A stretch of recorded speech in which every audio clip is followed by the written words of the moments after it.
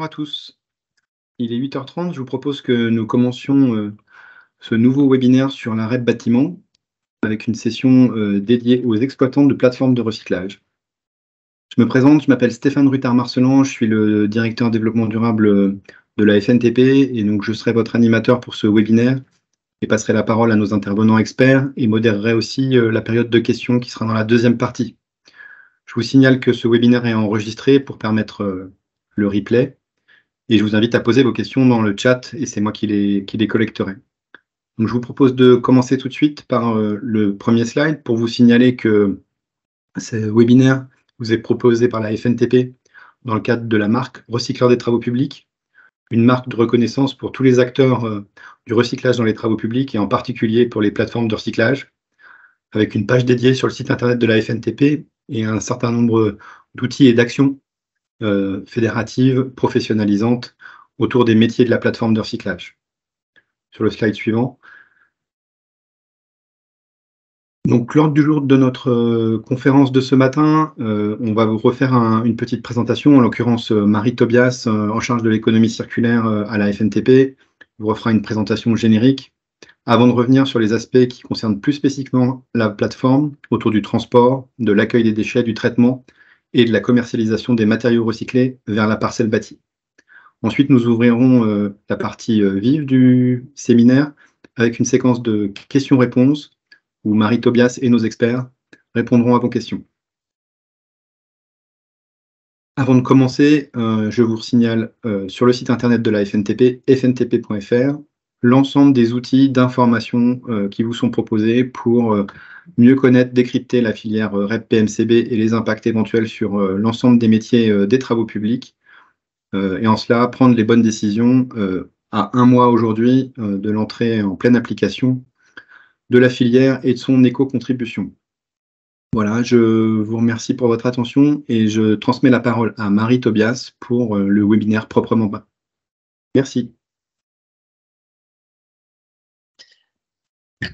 Bonjour à tous. Du coup, je suis Marie Tobias à la direction développement durable de la FNTP. Je vais me permettre, avant de rentrer dans le vif du sujet de l'impact de la REP PMCB ou REP bâtiment, c'est comme ça que je l'appellerai à plusieurs reprises, avant de rentrer dans le vif du sujet qui est l'impact de cette REP sur le fonctionnement des plateformes de recyclage, nous souhaitions vous faire un petit rappel sur ce qu'est le dispositif et pour comprendre le rôle que peuvent avoir à jouer les plateformes de recyclage dans le déploiement de cette filière REP bâtiment. Déjà, avant tout, la REP, qu'est-ce que c'est? C'est un dispositif réglementaire qui a pour objectif d'imposer aux producteurs de matériaux dont l'usage génère des déchets d'assurer leur fin de vie et de mettre en place les moyens nécessaires pour assurer la gestion de ces déchets jusqu'à leur élimination finale. REP, c'est l'acronyme pour responsabilité élargie du producteur. C'est un dispositif qui s'appuie donc sur le principe du pollueur-payeur et qui nécessite de la part des producteurs de s'organiser pour assurer la gestion des déchets jusqu'à leur élimination ou valorisation finale. Ce dispositif, pour le mettre en place, le producteur peut faire le choix de le prendre en charge par lui-même ou bien de le déléguer à un éco-organisme agréé par l'État. Et aujourd'hui, c'est ce qui se passe dans le cadre de la mise en œuvre de la REP bâtiment. Ce dispositif n'est pas un dispositif qui concerne uniquement les matériaux du bâtiment. On a des REP qui existent depuis aujourd'hui une vingtaine d'années. Des REP que l'on connaît tous puisqu'on les retrouve aujourd'hui dans notre quotidien. C'est notamment le cas sur la vente de nos électroménagers, c'est le cas sur la vente de nos textiles. Plus récemment, des REP ont été introduits sur les outils de jardinage, sur les jouets. Donc un ensemble de dispositifs aujourd'hui, puisqu'on identifie une vingtaine de REP en France, et des dispositifs qui sont suivis et observés par l'ADEME qui s'assure bon fonctionnement de ces filières et surtout l'atteinte des objectifs qui sont fixés lors du déploiement de cette filière. La REP PMCB, pourquoi elle a été mise en place? Un simple constat, le secteur de la construction, c'est le premier consommateur de matières premières. On est également responsable de 2/3 de la production des déchets au niveau national. Un épuisement certain des ressources qui nécessite aujourd'hui de réfléchir un peu nos modèles de fonctionnement et du coup de déployer l'économie circulaire à l'échelle de nos territoires et de mettre en place les moyens nécessaires pour faire évoluer nos modèles de fonctionnement. Pour aboutir à l'atteinte de ces objectifs, la REP, le dispositif de la REP a été considéré comme un outil intéressant. Et du coup, c'est dans ce cadre-là, en lien avec la loi économie circulaire du 10 février 2020, qu'a été introduit la mise en place d'une REP pour les produits et matériaux de construction pour le bâtiment. L'objectif, encore une fois, déployer l'économie circulaire, améliorer les performances de traitement des déchets de chantier du bâtiment et lutter surtout contre les dépôts sauvages. Le principe de base d'une REP, et ça c'est valable pour toutes les REP, mais je vais zoomer sur la REP bâtiment, c'est une éco-contribution qui est appliquée à la vente des produits et de matériaux de construction pour le bâtiment et qui permet d'assurer par l'intermédiaire des éco-organismes une reprise sans frais des déchets qui sont triés, et c'est là où les plateformes de recyclage vont avoir un rôle à jouer dans cette reprise sans frais. Le dispositif de l'éco-contribution dans le cadre de la REP bâtiment n'est pas visible au-delà du premier client qu'est l'entreprise. C'est-à-dire que le fournisseur de matériaux va appliquer une REP, une éco-contribution à la vente de ces matériaux, il le facturera, il l'indiquera sur sa facture. En revanche, il n'y a pas d'obligation pour les entreprises qui ont réglé l'éco-contribution de la répercuter ou d'indiquer à leurs clients qu'ils répercutent la REP dans leur facture. Ce dispositif de REP bâtiment aujourd'hui est coordonné par 4 éco-organismes qui s'affichent sous vos yeux, sont Valobad, Valdédia, Écominero et Écomaison.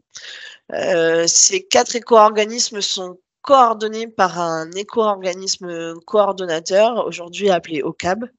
Cet éco-organisme coordinateur, il a pour objectif d'harmoniser les pratiques des 4 éco-organismes, d'arbitrer certains points et qui font pas forcément toujours l'objet de consensus et surtout de répondre à certaines interrogations qui peuvent encore demeurer dans le cadre du déploiement de cette filière. Les éco-organismes, leur mission, donc comme je l'ai présenté en introduction, c'est déléguer, ils se sont vus délégués par les producteurs de matériaux la gestion de leurs déchets générés par l'usage des matériaux et de lutter contre les dépôts sauvages. Comment ils fonctionnent? Grâce à la perception auprès d'assujettis, d'éco-contributions appliquées à la vente des matériaux qui permettra une reprise sans frais des déchets triés. Cette éco-contribution en fait permettra de soutenir les plateformes de recyclage à reprendre les déchets qui seront triés, et ça j'y reviendrai. Dans le secteur des travaux publics, qui sont ces assujettis? Les adhérents, c'est-à-dire les adhérents aux éco-organismes, ce sont tous les producteurs de matériaux qui sont susceptibles d'être utilisés en parcelle ou réaliser un chantier de bâtiment ou plus génériquement un chantier en parcelle bâtie. Donc c'est un bâtiment et les aménagements liés à son usage situés sur son terrain d'assiette, y compris ceux relatifs au stationnement des véhicules. Donc typiquement un bâtiment et un parking. Le parking qui permet l'usage du bâtiment est considéré comme rentrant dans le terrain d'assiette de ce bâtiment, et donc tous les matériaux qui seront orientés sur ce parking seront grévés d'une éco-contribution. puisqu'on rentre dans le cadre de la d'un REP bâtiment. Du coup, pour les entreprises de travaux publics, enfin pour le secteur des travaux publics, ce qui nous concerne, les entreprises qui sont concernées que l'on peut désigner comme étant assujettis sont les producteurs d'enrobés et les plateformes de recyclage qui ont pour obligation d'adhérer à un éco-organisme dès lors que leurs matériaux ont la possibilité d'être utilisés en parcelle bâtie. Ce dispositif de la REP bâtiment, c'est un dispositif qui a été un peu bousculé dans sa mise en œuvre, puisqu'au début, la réglementation prévoyait une mise en place du dispositif au 1er janvier 2022. Ce dispositif et sa mise en œuvre a été reculé au 1er janvier 2023, puisqu'on a vu apparaître le décret qui cadrait sa mise en œuvre fin 2021 au 31 décembre. Il a fallu qu'entre 2021 et entre 1er janvier 2022 et le 1er janvier 2023 se structure vraiment la filière REP, qui en serait les grands acteurs, quels seraient les coûts associés à l'éco-participation, quelles seraient les modalités à déployer pour atteindre les objectifs qui étaient fixés par le décret. Donc en fait, la REP PMCB est rentrée de manière officielle en œuvre, a connu son démarrage opérationnel au 1er janvier 2023. Un démarrage opérationnel un peu partiel, puisque en réalité le dispositif d'application d'éco-contribution sur les matériaux n'entrera en vigueur qu'au 1er mai 2023. Ça a été une décision commune qui a été prise par les éco-organismes, ce qui veut dire qu'à compter du 1er mai 2023, l'ensemble des matériaux du bâti qui seront orientés en parcelle bâtie se verront appliquer une éco-contribution, ce qui permettra aux éco-organismes de soutenir de façon partielle une reprise sans frais à la même période. Ce que l'on sait aujourd'hui sur le soutien des éco-organismes et surtout sur le calendrier de soutien des éco-organismes, c'est que Ecominero a lancé une première campagne de contractualisation entre le 1er et le 17 mars, afin de permettre à ceux avec qui ils contractualiseraient un soutien partiel qui démarrerait bien à compter du 1er mai. Pour Valobat, aujourd'hui, on n'a pas encore les modalités de contractualisation, ni les modalités ni les coûts de soutien qui seraient apportés aux plateformes de recyclage. On devrait avoir ces informations en tout début de semaine prochaine.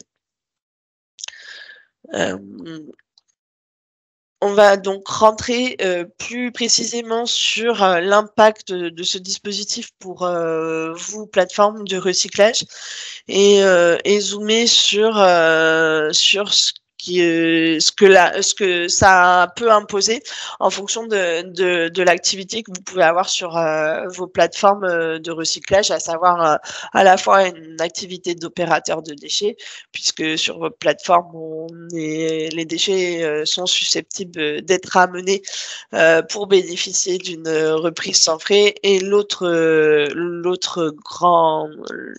qui vous concerne également, c'est le fait que vous êtes potentiellement des producteurs de matériaux vous n'êtes pas potentiellement, vous êtes producteur de matériaux, et ces matériaux peuvent être destinés à un usage en parcelle bâtie, ou bien ne peuvent ne pas y être. Et dans ces cas-là, vous voyez que vous avez des dispositions différentes qui s'appliquent. Dans le cas où vous êtes un opérateur de déchets, vous avez donc la possibilité de participer au déploiement de la filière en devenant un point de reprise sans frais de ces déchets inertes. Aujourd'hui, on identifie 2 types de points de reprise. On a des points de maillage.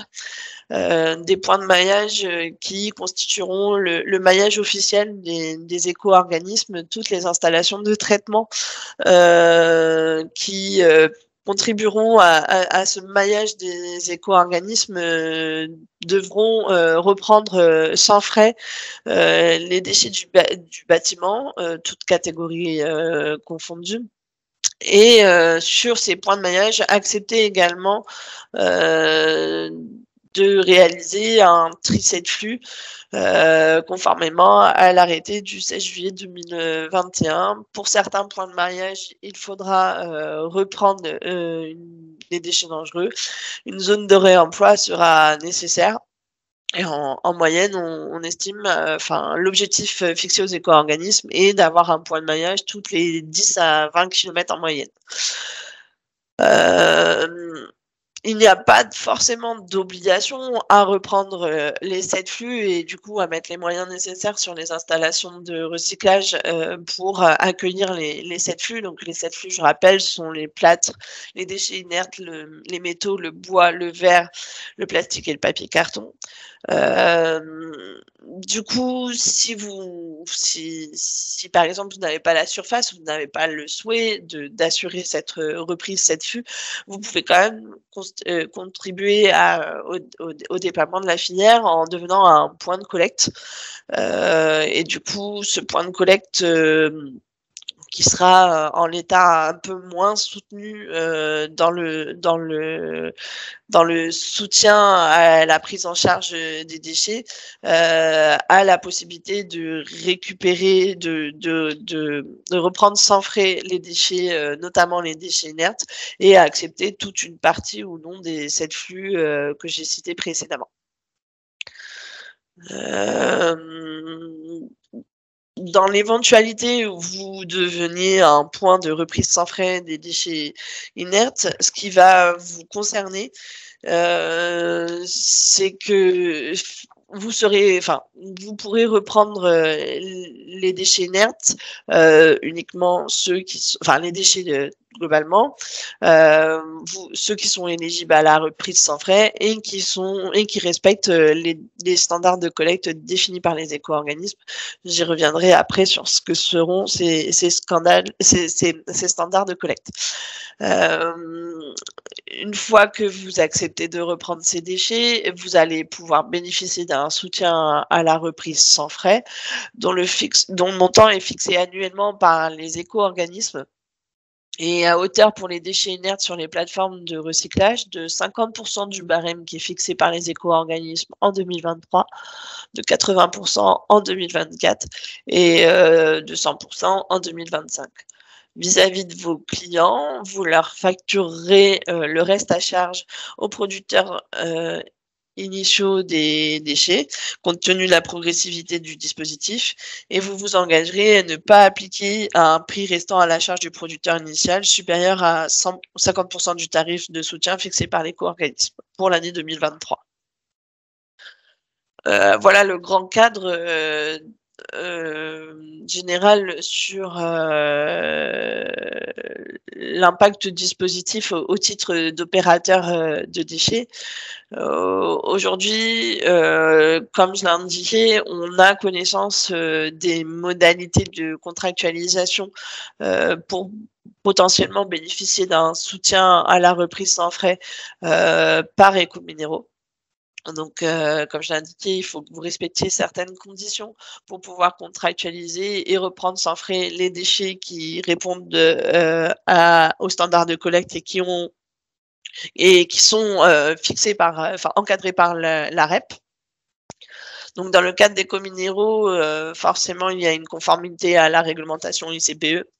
Et la nécessité de mettre en place des moyens de traçabilité qui portent sur les sujets de registre de déclaration d'acceptation préalable et la mise en place d'un système de pesée. Sur ce dernier point, en cas d'absence d'un système de pesée, Ecominero est dans la possibilité de vous apporter un soutien pour déployer ce type d'équipement, ce qui peut permettre, malgré l'absence aujourd'hui de ce dispositif, d'envisager dans les mois à venir de constituer également un point de reprise dans le cadre du maillage de la REP bâtiment. Une fois cette contractualisation avec les éco-organismes, vous bénéficierez du coup d'un soutien à la reprise sans frais. Dans le cadre de Écominéraux, ce barème 2023 est disponible depuis la fin du mois de février. On a aujourd'hui, dans le cadre pour Écominéraux, des tarifs territoriaux qui dissocient les plateformes de recyclage des déchetteries professionnelles. On identifie 1100 tarifs différents répartis sur tout le territoire. Dans le cadre de Valobat, comme je l'indique, on n'a pas de connaissances sur les modalités de contractualisation.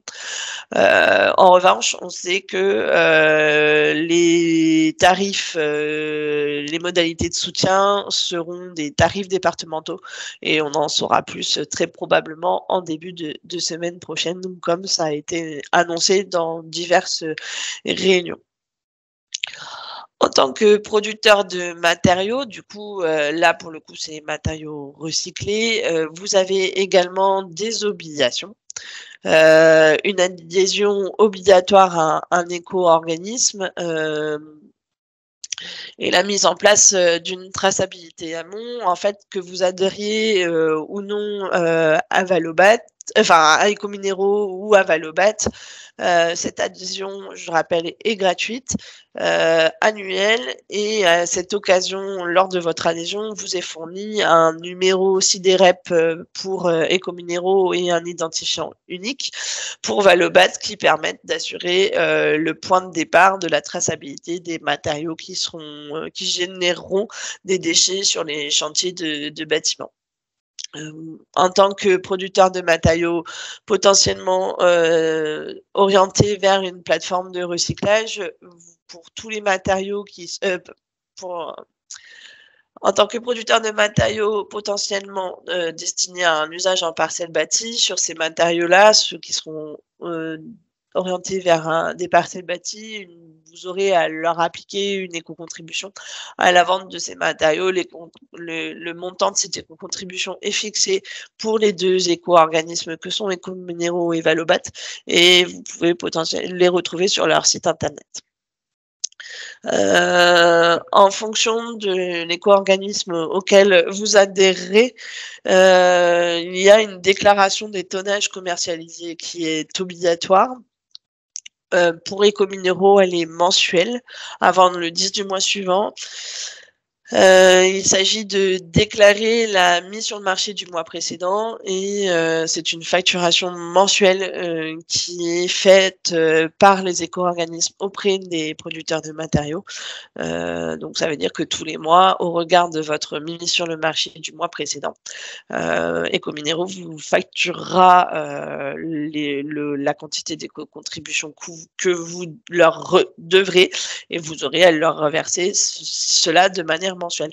Pour Valobat, c'est une déclaration annuelle entre le 1er janvier et le 31 mars de l'année suivante. Il s'agit de déclarer les mises sur le marché de l'année qui précède et ça se passe en 4 appels de fonds. Donc, tous les 3 mois, Valobat vous adresse une facture au regard de la production annuelle de l'année précédente que vous avez déclarée. Cette éco-contribution, elle ne s'applique qu'à tous les produits et matériaux destinés à être incorporés ou installés ou assemblés de façon permanente dans un bâtiment ou dans les aménagements qui sont liés à son usage.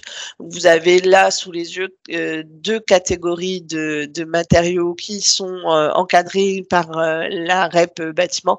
Les matériaux minéraux qui sont plus susceptibles de concerner les entreprises de travaux publics et du coup sur lesquels j'ai fait un zoom particulier en ne présentant que les 2 éco-organismes qui sont en charge de cette catégorie 1, qui sont Écominéraux et Valobat, sachant qu'il y a aussi 2 autres éco-organismes qui interviennent au même titre que Valobat sur la catégorie 2, qui sont Valdelia et Écomaison.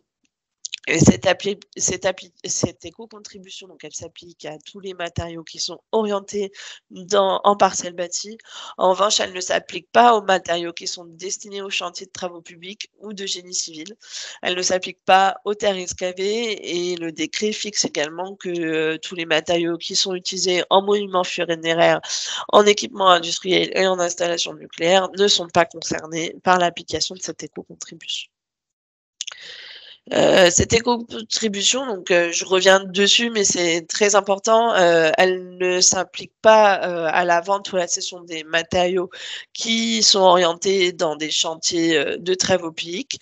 Dans ces conditions, la plateforme de recyclage, là, en l'occurrence, va avoir l'obligation de demander à ses fournisseurs, aux entreprises à qui elle vend ces matériaux recyclés, une attestation qui dit vos entreprises, mon entreprise ne réalise pas de chantier en parcelle bâtie, donc je ne suis pas redevable de l'éco-contribution. En revanche, pour une entreprise de bâtiment qui a l'habitude de faire des chantiers de bâtiments, mais qui exceptionnellement va faire un chantier hors parcelle bâtie, elle doit également transmettre une déclaration sur l'honneur qui indique que exceptionnellement les matériaux ne sont pas concernés par le déploiement, par l'éco-contribution.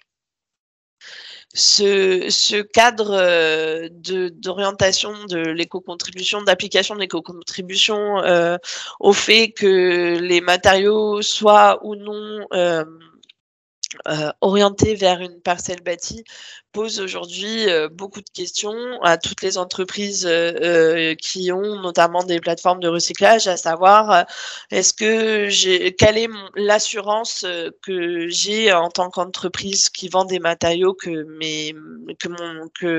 l'entreprise que je fournis va bien utiliser ces matériaux sur un chantier de travaux publics, et quel est le risque si finalement elle me dit que non et que qu'elle m'indique que finalement elle a utilisé des chantiers des matériaux en parcelle bâtie, quel est le risque que j'ai de ne pas adhérer aux éco-organismes. Aujourd'hui, ce que l'on peut dire, c'est que toutes les entreprises qui fournissent des matériaux, il est préférable d'adhérer de manière gratuite. C'est pour ça que j'ai bien insisté à l'entrée dans les éco-organismes. Comme ça, dans l'éventualité où les entreprises que vous fourniriez en matériaux utilisaient des matériaux en parcelle bâtie, vous n'auriez pas l'urgence d'une contrainte administrative à déployer pour être en conformité avec toutes les obligations associées à l'éco-contribution, comme je viens de l'illustrer. Les autres informations que l'on a et qui vont se préciser au fur et à mesure du temps dans le cadre de déploiement de la REP, c'est le soutien financier au transport. Il y aura un soutien au transport qui sera progressif pour les chantiers qui génèrent plus de 50 mètres cubes de déchets. Au 1er janvier 2024, il y aura une prise en charge à 50% de l'éco-organisme de ce transport. Et au 1er janvier 2026, celui-là sera de 80% à compter du 1er janvier 2026. Donc, cette reprise sans frais, elle est sans frais pour les déchets inertes, seulement si les déchets sont issus d'un chantier de bâtiment ou d'aménagement lié à son usage situé sur son terrain d'achat, et s'ils sont triés et répondent aux standards de collecte qui sont définis par l'éco-organisme. Il est à noter que la reprise sans frais des matériaux dont la commercialisation a cessé, c'est le cas par exemple de l'amiante ciment, ne sera possible que par le service public de gestion des déchets. Vous avez là sous les yeux les déchets inertes qui sont concernés par la reprise sans frais sous réserve d'être issus d'un chantier de bâtiment.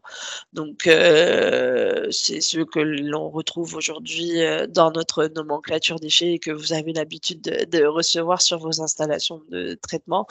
Encore une fois, tous les déchets qui sont issus d'une parcelle, enfin d'un chantier de travaux publics, mais également les terres excavées, ne sont pas considérés par ce dispositif de reprise sans frais. Et là, pour finir sur l'impact de ce dispositif et sa structuration, vous avez sous les yeux les standards de collecte qui sont définis par les éco-organismes, à savoir quels sont les critères que doivent respecter les déchets inertes si l'entreprise qui vous les amène souhaite disposer d'une reprise sans frais. Donc, je vais pas détailler le contenu de ces standards de collecte. Vous les avez sous les yeux. Ils vont être officialisés dans les semaines à venir. Mais voilà, vous avez une idée de quelles sont les conditions de reprise sans frais des matériaux inertes dans le cadre de la REP bâtiment. Et j'en ai fini pour cette première partie de présentation. Et du coup, je laisse Stéphane reprendre la main sur les aspects questions-réponses. Merci Marie et merci à tous pour vos questions. Je les ai prises au fur et à mesure que vous les avez déposées dans le chat. Je vais proposer aux experts d'y répondre. Je vais les prendre dans l'ordre. Donc, il y aura une petite redondance, mais c'est un effet de pédagogie, on va dire. Première question. Une plateforme de TP qui serait en boucle fermée a-t-elle l'obligation de rentrer dans le maillage de la filière REP PMCB? Sébastien, peut-être une question pour toi. Les plateformes, on conseille d'adhérer systématiquement à un éco-organisme, que ce soit Valobat ou Ecominéraux pour la partie inerte, en tant que metteur sur le marché. Même si on est en boucle fermée, effectivement, sur une destination des matériaux strictement internes, et un recyclage en interne, on pourrait ne pas forcément être soumis, mais l'adhésion est gratuite. Donc si dans le futur, une plateforme décide finalement de vendre des matériaux à destination du bâtiment, pour être en règle, il devra régler cette éco-contribution. Donc il est conseillé d'adhérer systématiquement à un éco-organisme. Merci. Une nouvelle question dans le chat qui est un peu liée. Donc la question entre point de maillage et point de collecte. Donc, Marie, c'est toi qui l'as présenté, peut-être tu peux le détailler. Alors, effectivement, la différence entre les points de collecte et les points de maillage sont finalement ce que la plateforme de recyclage va envisager de reprendre. Point de collecte, alors c'est pas point de collecte d'ailleurs, c'est point de collecte, pardon. C'est point de collecte, la plateforme reprend une partie des flux concernés par la REP bâtiment. Le point de maillage a l'obligation, dans sa contractualisation avec l'un ou l'autre des éco-organismes, de reprendre l'ensemble des 7 flux qui sont concernés aujourd'hui par une obligation de tri. On parle de tri 7 flux. Donc je les ai redits tout à l'heure. Il y a les métaux, le bois, le papier carton, le verre, le plastique, les déchets inertes et le plâtre.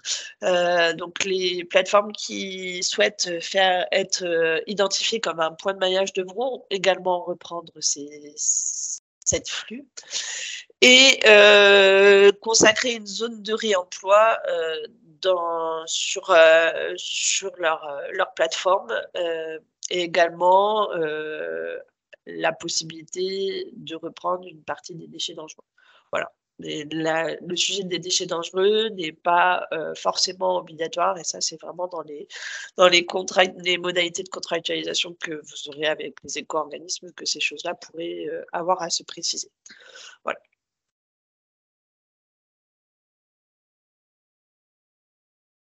Ok, du coup, je fais la maille avec une question qui reprend le même sujet, mais dans l'autre sens, et pour être sûr d'y avoir bien répondu. Donc, on nous demande, et peut-être Marie, du coup, tu réponds dans la foulée, comment on fait l'application du tri 7 flux sur une plateforme de recyclage qui entre dans le maillage? Alors, enfin, On n'est pas obligé de le faire. Non. Alors si vous pouvez. Aujourd'hui, clairement, enfin sur certaines plateformes de recyclage qui récupèrent les déchets inertes, un tri de flux se traduit par la plateforme qui s'occupe de ces déchets inertes et puis 6 bennes qui récupèrent le bois, le plâtre, les plastiques, le verre et papier carton. On en arrive qu'à 5, mais vous avez le détail. Et du coup, ces bennes, c'est à vous d'en assurer le traitement par la suite en vous arrangeant avec des prestataires dont c'est le métier. Voilà. Merci Marie. Du coup, oui, là aussi, je reprends la première réponse de Sébastien. Finalement, si on reboucle, parce qu'il y a des éléments qui sont repris dans le chat. Donc finalement, la question, la préconisation qui a été formulée tout à l'heure d'adhérer systématiquement, on va dire par prévention, un ou plusieurs éco-organismes quand on est une plateforme de recyclage. Sur la question des matériaux, est-ce que les matériaux recyclés sont soumis à éco-contribution? Sébastien, si tu veux redévelopper ce point. Les matériaux recyclés sont soumis à éco-contribution à partir du moment où ils sont destinés au bâtiment ou à son terrain d'assiette. D'une façon générale, tous les matériaux destinés au bâtiment et à son terrain d'assiette sont soumis à l'éco-contribution. Il ne faut pas raisonner dans le sens inverse. Il y a une question de chat qui a dit « Est-ce que les granulats issus de terres polluées sont soumis à l'éco-contribution ?» C'est pas comme ça qu'il faut voir la question. C'est les matériaux, ils sont destinés au bâtiment, ils sont soumis à éco-contribution. Il y a la même question sur des terres juste criblées à 0,20. S'ils sont destinés au bâtiment ou à son terrain d'assiette en tant que création d'une plateforme, exemple grave, traité ou non traité pour créer une plateforme agricole destinée à un bâtiment agricole, ces graves ou ces terres juste criblées sont soumis à l'éco-contribution.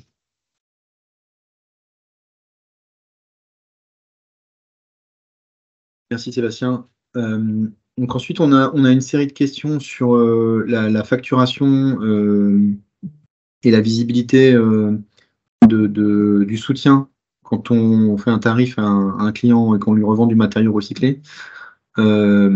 Avec la question de est-ce qu'il faut faire une facture déduisant l'éco-contribution, enfin pardon, le soutien, désolé, et la question aussi du coup de rendre visible.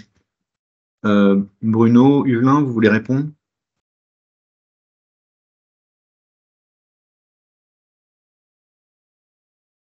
Je suis pas sûr d'avoir bien compris la question. Pardon. Est-ce qu'en gros, quand on facture un granulat recyclé, par exemple, on est susceptible d'afficher le montant de reprise sans frais qui s'y applique? Et est-ce qu'il faut, ou sinon, afficher un tarif déduit de l'éco-contribution? Alors, ce sont deux opérations différentes. Quand on reçoit quelque chose, je dirais quand on reçoit un produit qui est à recycler ou pas, mais quand on reçoit le produit qui provient d'un bâtiment trié, etc., dans les conditions évoquées par Marie, là, il y a une soutenabilité et c'est une facture à part. Et après, quand on reprend le matériau, quand on prend du matériau fini, produit fini recyclé, qui va sur un bâtiment, il y a une facturation avec l'éco-contribution. Il n'y a pas de lien entre les deux. Donc, ce sont deux lignes séparées sur une facture. Merci, c'est très clair. Donc après, il y a pas mal de vos questions qui ne s'appliquent pas directement à la plateforme de recyclage, mais plutôt à la compréhension dans la filière TP du fonctionnement de la REP, que ce soit en amont ou en aval. Il y a une question aussi sur l'acceptation des matériaux amiantés et en général aussi des terres polluées sur les plateformes de recyclage dans le cadre de la REP. Qui veut répondre à cette question? Les terres polluées ne rentrent pas dans le cadre de la REP puisqu'elles sont polluées. Les matériaux amiantés et d'une façon plus générale, les matériaux qui ont fait l'objet d'un arrêt de commercialisation, on peut parler aussi des peintures au plomb, ne seront prises en charge que dans le cadre du service public de gestion des déchets. Donc, des matériaux amiantés qui arrivent sur une plateforme ou une déchetterie professionnelle ne seront pas soutenus par les éco-organismes. Alors après, il y a une question qui tourne autour des différentes questions qu'on a pu se poser, qui est la question finalement des modalités. Est-ce qu'il faut bien distinguer, quand on est exploitant de plateforme, la vente de ces matériaux recyclés vers le bâtiment ou vers les travaux publics? Donc on enfonce le clou. Marie, peut-être? Ton micro est fermé. Oui. La question, c'est de savoir si... Excuse-moi, Stéphanie. Dans la traçabilité aval, distinguer bâtiments et travaux publics pour appliquer l'éco-contribution sur les matériaux recyclés. Bien sûr. En fait, lorsqu'une entreprise de bâtiment va avoir un chantier qu'elle souhaite orienter sur une plateforme qui assurera sa reprise sans frais, il y aura tout un dispositif de traçabilité qui se mettra en place. Il s'agira d'identifier sur les sites des éco-organismes le chantier d'origine et puis la plateforme qui acceptera cette reprise sans frais.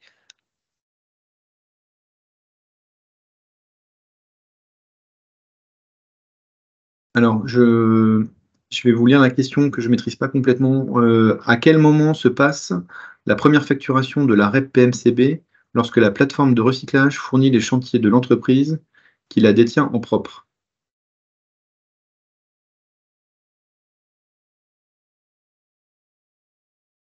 Alors, sur ce point... La première facturation et la première facturation. Sur ce point, en fait, il y a beaucoup d'entreprises, je crois, aujourd'hui, qui se posent la question de savoir si, lorsqu'on a sa plateforme interne, on est concerné par l'application d'une éco-contribution. La réponse est oui, à partir du moment où les matériaux vont être orientés dans une parcelle bâtie. Donc, ça veut dire que même si aujourd'hui vous avez une plateforme de recyclage qui n'est que pour votre propre fonctionnement, mais que ces matériaux sont bien orientés en parcelle bâtie, vous êtes redevable vis-à-vis de l'éco-organisme auquel vous avez l'obligation d'adhérer du montant de l'éco-contribution associée à la tonne de matériaux qui sont commercialisés et qui sont utilisés en parcelle bâtie. Voilà. Okay. Merci Marie. Donc il y a une question qui a été répétée plusieurs fois dans le chat qui apparemment concerne le Sud-Ouest plus particulièrement, mais je pense que les tensions foncières ou les problématiques de modèle économique existent dans certains territoires. La question était plutôt tournée vers la politique des éco-organismes et la manière dont ils seront capables de respecter leur maillage et les indications de distance que Marie a pu indiquer tout à l'heure. Alors, en gros, c'est comment assurer un maillage DISDI suffisamment fin pour respecter les objectifs donnés aux éco-organismes dans le cadre de cette filière REP. Je pense qu'il faudrait mieux poser la question aux éco-organismes eux-mêmes ou à l'éco-organisme coordonnateur, parce que du coup, le maillage est commun à tous les éco-organismes, d'où les modes de contractualisation. la réalité de la chose, c'est que le soutien de l'éco-organisme peut quand même faciliter le modèle économique et l'identification du foncier. Mais je laisse Sébastien compléter, qui a ouvert sa caméra. Oui, attention, l'ISDI, d'un point de vue réglementaire, est considéré comme une installation de stockage de déchets inertes. Donc, l'ISDI, d'un point de vue réglementaire, n'est pas une plateforme de recyclage, ne peut être qu'une plateforme d'élimination, et à ce compte-là n'est pas soumise, ne rentre pas dans les notions de maillage. La mise en place d'une ISDI relève d'un porteur de projet individuel et non pas des obligations de l'éco-organisme. L'éco-organisme, il a obligation de générer un maillage permettant la reprise sans frais des déchets du bâtiment et de favoriser le recyclage. Ça peut se traduire par éventuellement un soutien sur des plateformes de recyclage, mais plusieurs fois la question a été posée, les ISDI sont considérés comme de l'élimination. Donc, les matériaux qui partiraient en ISDI sont éliminés et ne rentrent pas dans le cadre de la REP. Merci Sébastien. Pour préciser, il y a eu aussi une autre question sur toujours les plateformes internes. Un matériau de démolition recyclé sur une plateforme interne qui part d'un chantier vers un autre chantier est soumis à l'éco-contribution. Tout simplement parce qu'il a quitté le chantier, même si c'est sur la même entreprise. Sur le principe, il doit y avoir un principe de cession interne. Et ce transfert d'un matériau d'un point A vers un point B correspond à une mise en marché et soumis à l'éco-contribution.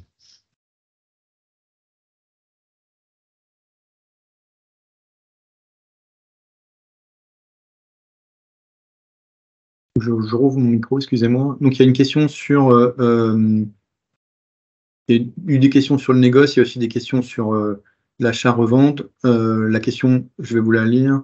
Qui doit facturer l'éco-contribution dans le cas de la revente de matériaux, le producteur ou le revendeur, en sachant qu'en stockant, le revendeur et le producteur ne savent pas à l'avance si les matériaux seront utilisés sur la parcelle bâtie ou non. Qui peut amener au jour d'aujourd'hui une réponse à cette question parmi les experts? Je vais répondre si Stéphane. Alors, Oui. pour le négoce, c'est encore des points d'interrogation, mais le principe qui est retenu à ce jour, c'est le suivant. C'est-à-dire que si le négociant vend sous sa propre marque un produit qu'il a acheté à un producteur, c'est lui qui est considéré comme le metteur sur le marché. Donc, c'est lui qui va facturer à son client l'éco-contribution et qui doit être déclaré comme un producteur auprès d'un éco-organisme. Maintenant, la question se pose s'il ne vend pas sous sa marque, le négociant, mais sous la marque du producteur. Dans ce cas-là, le producteur facture l'éco-contribution au négociant et le négociant répercute, c'est un élément de son prix au niveau de ses clients. Merci Bruno. La différence est sur la notion de la marque qui est utilisée et donc qui est officiellement le dernier metteur sur le marché.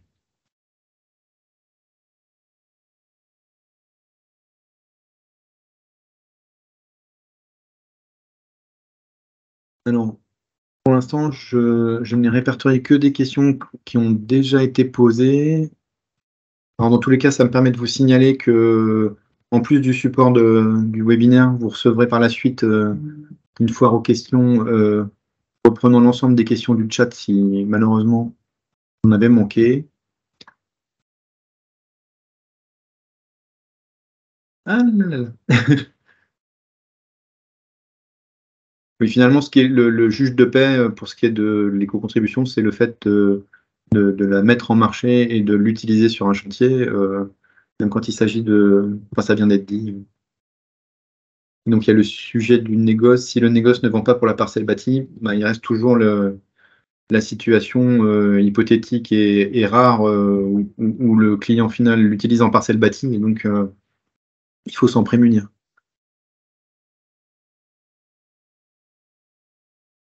Je vous invite à poser les questions que vous n'avez pas encore osé poser pour compléter les échanges avec nos experts.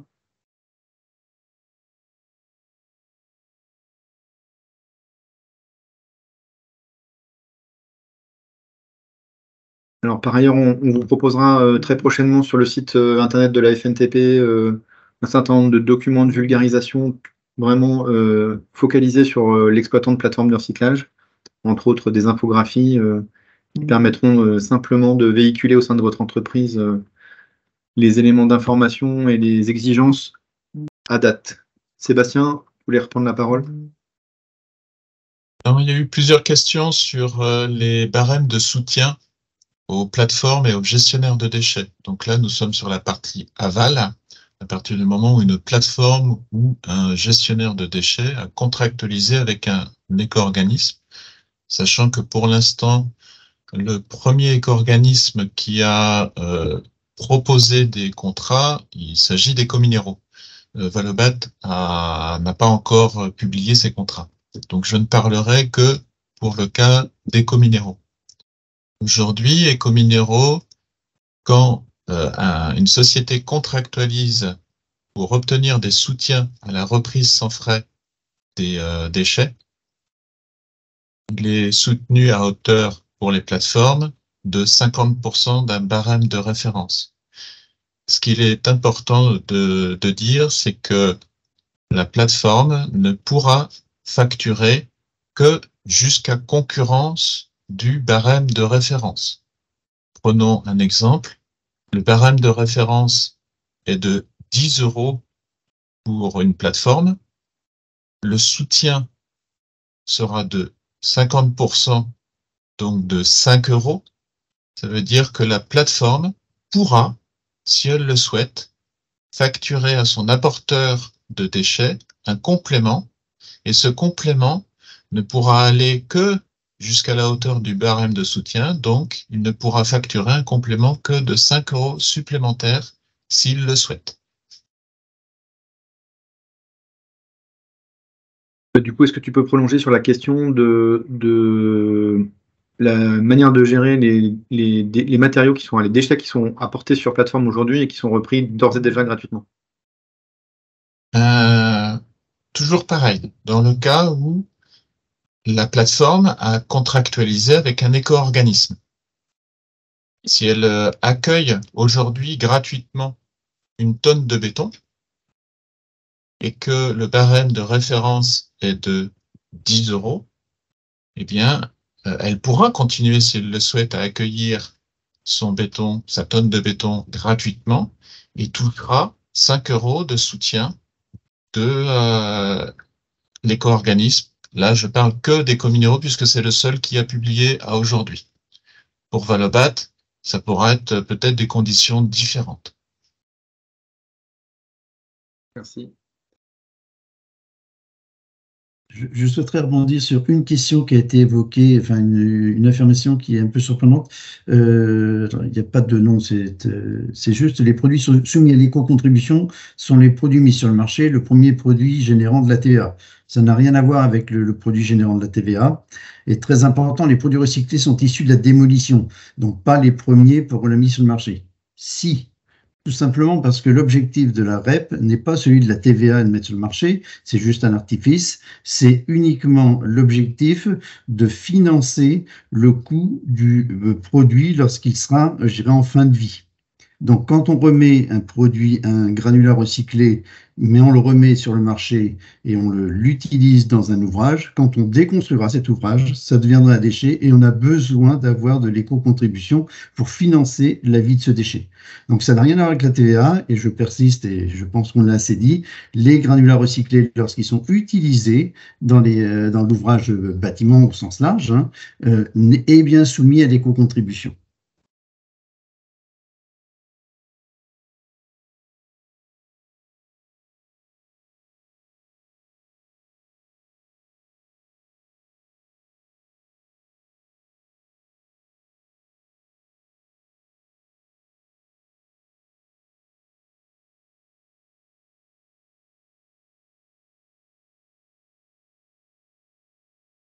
Alors, pour ce qui est des formulaires à envoyer, je vous renvoie vers le site internet de la FNTP qui renvoie à celui d'Ecominero. Et Sébastien valide le récapitulatif de Madame Gonzalez.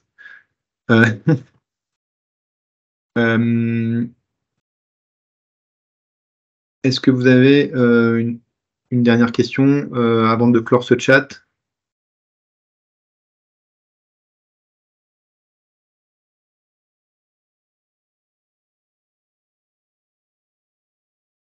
Bah, écoutez, donc, n'hésitez pas à nous renvoyer vos questions Juste, Stéphane, par pour mail. Allez, conclure, oui, Christine, je t'en prie.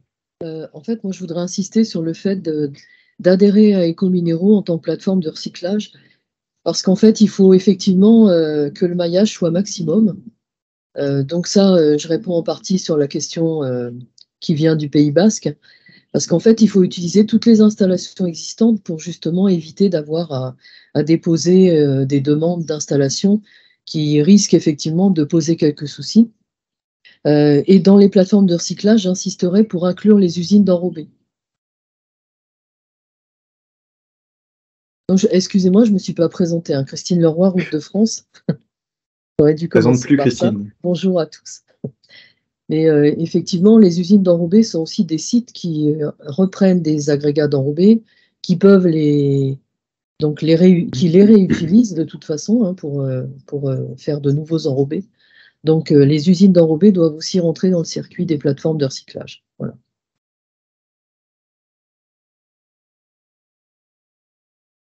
Donc après, sur la question de Frédéric, toutes les plateformes sont-elles prêtes? Non, pas forcément, mais elles vont rentrer progressivement dans le maillage.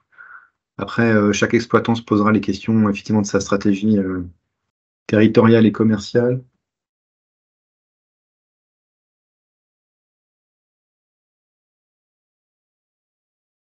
Donc la préconisation, effectivement, c'est qu'on puisse regarder les centrales d'enrobés comme acteurs du recyclage.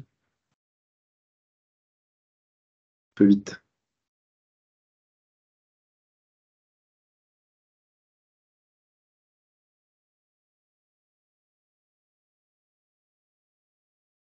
Non. Non. Alors après, sur les flux acceptés, ça reste l'option prise par l'exploitant. Oui, on peut très bien contractualiser pour un ou deux ou trois types de déchets. C'est évidemment c'est le contrat qui lie entre le gestionnaire de déchets et l'éco-organisme. Et en complément pour les centrales d'enrobés, si le FRESA qui arrive ne correspond pas aux critères de la centrale d'enrobés, il y a tout à fait la liberté pour la centrale d'enrobés de refuser le FRESA qui ne correspondrait pas à ces standards internes.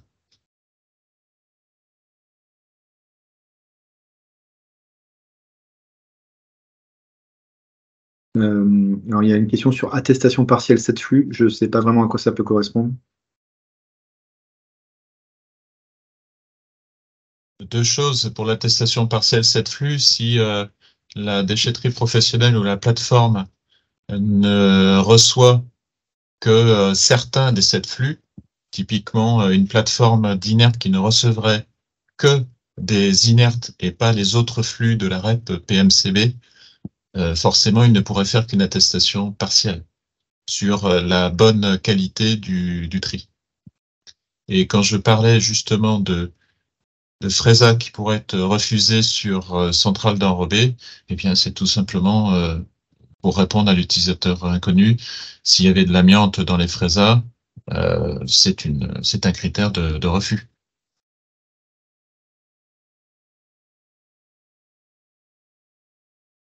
Alors oui, on a déjà répondu à la question de Monsieur Ossano. Peuvent les accueillir et donc ils récupéreront la différence en soutien directement.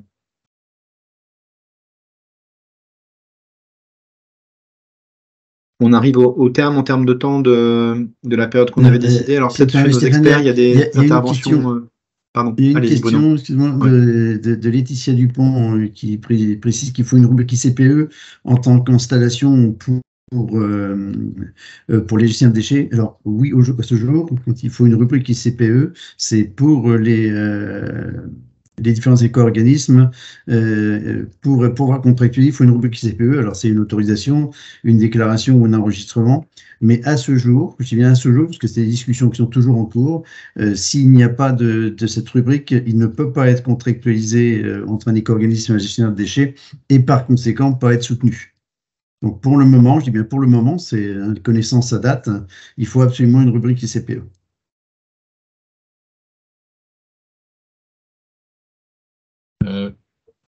Complément pour les barèmes.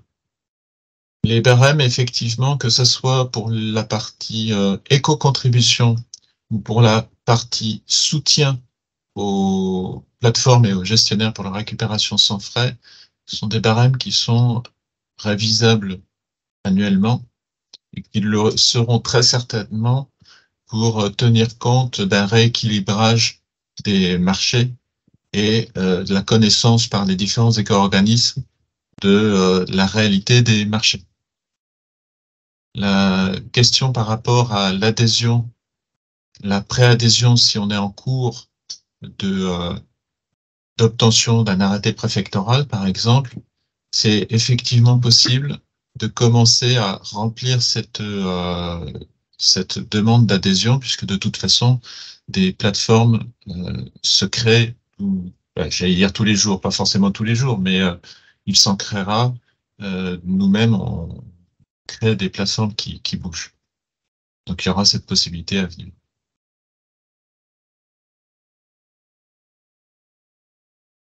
Donc, je vous propose de conclure. Donc on a bien pris les questions sur le transport et sur les ICPE hors seuil. Donc on vous fera une réponse dans la FAQ qui sera publiée suite à ce webinaire. Donc, je remercie Marie Tobias et je remercie nos experts, Sébastien Cornu, Bruno Huvelin et Christine Leroy, de leur participation. Je vous remercie à tous pour ces échanges et je vous dis à bientôt.